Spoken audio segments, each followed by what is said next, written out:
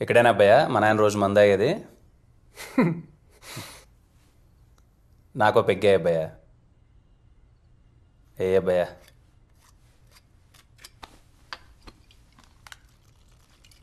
ఎన్ని సంవత్సరాలు అవుతుంది అబ్బాయా నువ్వు మా నాయన దగ్గరికి వచ్చి? సుమారు ఓ 10 ఏండ్లు అవుతుంది బాబు. అంటే నేను మాట్లాడడం మానేసినప్పటి నుంచి. నన్ను అందరూ అడుగుతుంటారు అబ్బాయ, ఎందుకురానో మీ నాయనతో మాట్లాడట్లేదు అని, అమ్మతో సహా. కానీ ఎవరికి చెప్పాలనిపించలేదు.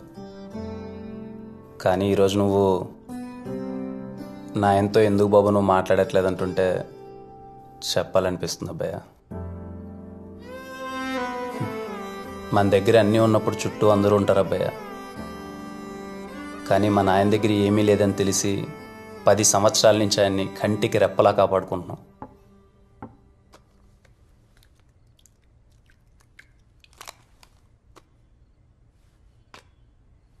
పది సంవత్సరాల ముందు మా నాయనతో నేను ఎలా ఉండేవాడినో తెలుసా అబ్బాయ? అమ్మా, 24 గంటలు మా నాయన చుట్టే తిరిగాను. ఆయన తినిపిస్తే కానీ తినేవాడిని కాదు, ఆయన పక్కన తప్ప నిద్ర పట్టేది కాదు, ఆయన దువ్వితే కానీ దువ్వించుకునేవాని కాదు, ఆఖరికి నిక్కర్లు కూడా ఆయన వేయిస్తే కానీ వేయించుకునేవాని కాదు. అంత పిచ్చి అబ్బాయి నాకు మా నాయన అంటే, అంత పిచ్చి. చిన్నప్పుడు అబ్బాయ దీపావళి పటాకులు కొనుక్కోవాలి 2000 అంటే 4000 ఇచ్చేవాడు. ఎందుకే అంటే మీ ఫ్రెండ్స్ కూడా ఉంటారు కదరా, వాళ్ళకి గడిపో అనేవాడు. వాళ్ళు పటాకాయలు కాల్చుకుంటూ మీ నాయన ఎంత మంచోడరా, మీ నాయన ఎంత మంచోడరా అంటుంటే ఏదో తెలియని ఫీలింగ్ అబ్బాయ. 10 మందితో ఆయన కూర్చొని అలా నవ్వుతూ మీసం మీద చెయ్యేస్తుంటే 2 కళ్ళు సరిపోయేటివి కదా ఆయన చూడడానికి. చిన్నప్పుడు నాకు ఇంకా గుర్తబ్బాయా, నన్ను స్కూల్లో చేర్పించడానికి ఆయన కారులో తీసుకెళ్తూ ఆయన ముందర సీట్లో కూర్చొని అలా సిగరెట్ తాగుతుంటే వెనకాల నుంచి ఆయన నేను అలా చూస్తున్నప్పుడు ఎలా అనిపించేది తెలుసా అబ్బాయ? నమ్మ ఇప్పటికీ ఎంట్రికలు నిల్చుకుంటున్నాయి అబ్బాయి తలుచుకుంటుంటే. అలా చూసే అబ్బాయి ఆయన. ఏమైందో తెలియదు, తాత చచ్చిపోవడం, రోజు రోజుకన్నీ మారిపోవడం, ఆయన మొహంలో నవ్వు పోవడం, ఊరోళ్ళంతా మీ నాయన ఏదో తప్పు చేశాడు, మీ నాయన ఏదో తప్పు చేశాడు, ఊరోళ్ళు పక్కన పెట్టబ్బయ్యా, బంధువులు, ఆఖరికి ఇంట్లో వాళ్ళు కూడా మీ నాయన ఏదో చేశాడరా, మీ నాయన ఏదో చేశాడరా అంటే నాకేం అర్థమయ్యేది కాదు. ఏం తప్పు చేసావు అని ఆయన అడుగుదామంటే అంత వయసు లేదు. రోజు ఇంట్లో గొడవలు, అరుపులు. అందరిలాగా నేను కూడా ఆయనతో మాట్లాడడం మానేశాను, ఏదో తప్పు చేశాడు అనుకోని. కొన్ని సంవత్సరాల తర్వాత ఆలోచిస్తే అర్థమైంది అబ్బాయ, మా నాయన ఏం తప్పు చేశాడు అబ్బాయ? మా తాత కదా మా నాయన అలా పెంచింది. రాజ్యం లాంటి కళ్యాణ మండపాన్ని 24 గంటలు పట్టించుకున్నాడు, కానీ రాజు లాంటి మా నాన్న పనుల మధ్యన వదిలేశాడు అబ్బయ్య. పనుల మధ్యన పెరిగినాడు ఎలా పెరుగుతాడు అబ్బయ్య? 10 రూపాయలు ఖర్చు పెట్టడం తెలుస్తుంది, కానీ 10 రూపాయలు మిగిలించడం ఎలా తెలుస్తుంది? ఇదంతా అర్థమైన తర్వాత ఆయనతో మాట్లాడదామని చాలా ప్రయత్నించిన అబ్బయ్య. నా మీద నాకే సిగ్గేసింది. నేను కూడా ఆయన అలా అర్థం చేసుకున్నానా అని. మాట్లాడదామని ప్రయత్నించిన ప్రతి ఒక్కసారి నాకు ఆయన మీద ఉన్న విపరీతమైన ప్రేమో లేక ఆయన మీద ఉన్న గౌరవమో ధైర్యం సరిపోయేది కాదు. చాలా మంచోడు అబ్బాయి మన ఆయన. 10 మందికి పెట్టోడు కానీ 10 రూపాయలు ఏ రోజు ₹1 కూడా ఎవరి దగ్గర తినలేదు అబ్బాయ్య.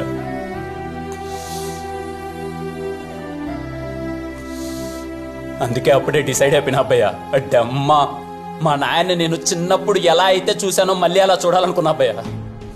ఒక్కొక్కడు మా నాన్న చూడాలంటే కళ్ళల్లో కళ్ళు పెట్టాలంటే వనకాల కొడుకులకి మా నాన్న చూసే రూపే మారిపోవాలి. అందుకే యుఎస్ వెళ్ళాలి, డబ్బులు సంపాదించాలి అని డిసైడ్ అయిపోయిన అబ్బయ్య. కానీ ఆలోచిస్తే అర్థమైంది, మా నాయన గౌరవం మొత్తం ఈ కళ్యాణ మండపం చుట్టూ. అందుకే వీళ్ళ ఫ్రెండ్స్ ఆయనతో కళ్యాణ మండపం చూసుకోవడం. దేవుడి పుణ్యాన తాత ఆశీస్సులతో అంత బాగానే జరుగుతుంది అబ్బాయి. నేను మా నాన్న ఎలా అయితే చూడాలనుకున్నాను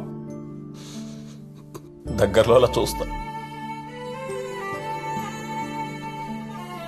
అందరూ అనుకున్నట్టు నేను ఈ కళ్యాణ మండపం చూసుకునేది తాత కోసమో అమ్మ కోసమో కాదబ్బాయి.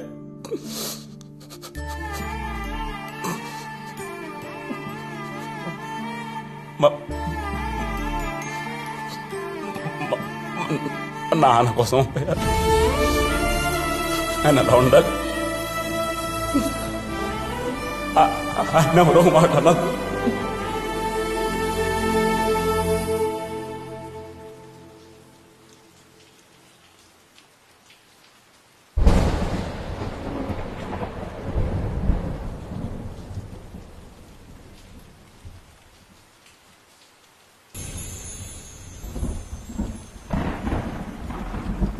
నన్ను కన్న నువ్వు ఎప్పుడూ నన్ను అర్థం చేసుకోలేదు.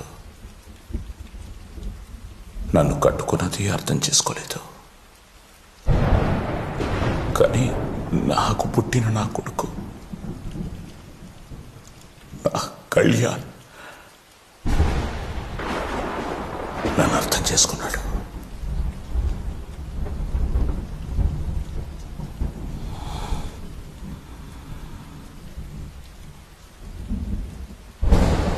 ఏడున్నాడు రావాడు.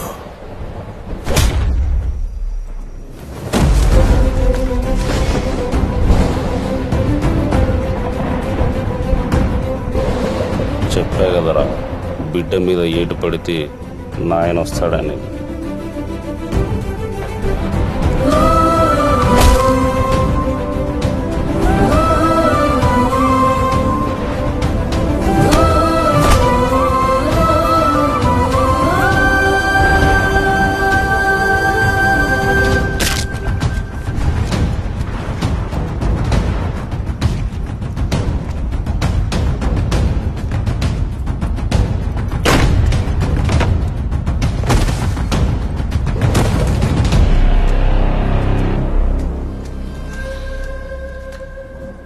నా కొడకా, నా కళ్ళల్లోకి కళ్ళు పెట్టి చూసేంత ధైర్యం ఉందా నీకు? నువ్వెంత, నీ బతుకెంతరా? మా నాయన పోయినాక మా ఆస్తులు నువ్వెంత కొట్టేశావో నాకు తెలియదు అనుకుంటున్నావా? నీలాంటి కుక్కల వెనకాల తిరగడం నాకు ఇష్టం లేక వదిలేశా. అదిరా నా నైజం. ఏమన్నావురా? నాలాగా నా కొడుకు కూడా ఎదవనా? ఆడు ఎదవ కాదురా. నీలాంటి ఎదవలు నా వెనకాలండి 100 మాటలు అంటుంటే వాడు భరించలేకపోయాడు, నాతో మాట్లాడలేకపోయాడు. వాడిలో వాడు రోజు కుమిలిపోయాడు.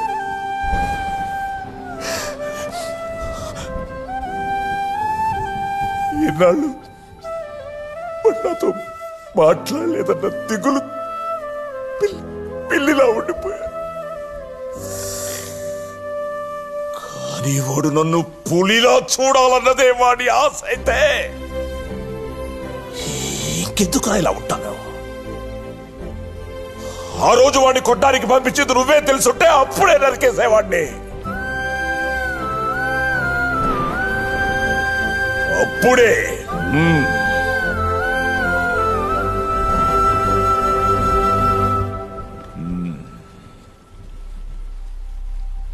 వాడికి నీ కూతురంటే ఇష్టం అని తెలిసింది. నీ కూతురు కూడా ఎక్కడైతే వాడిని కొట్టావో రేపక్కడే నీ కూతుర్ని తీసుకొచ్చి వాడి చేతుల్లో పెట్టు. లేదంటే రేపు ఇదే టైంకి మళ్ళీ వస్తా.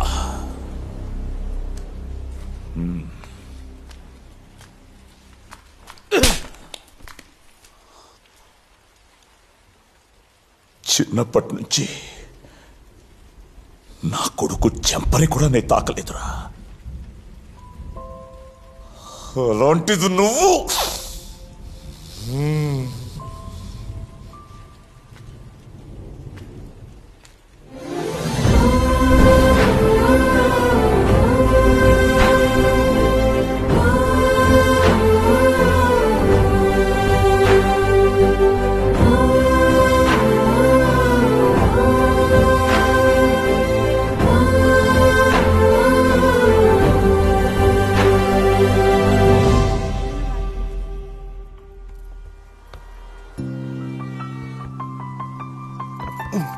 ఓకేనా? కొంచెం పైకి పైకి. ఇప్పుడు బాబు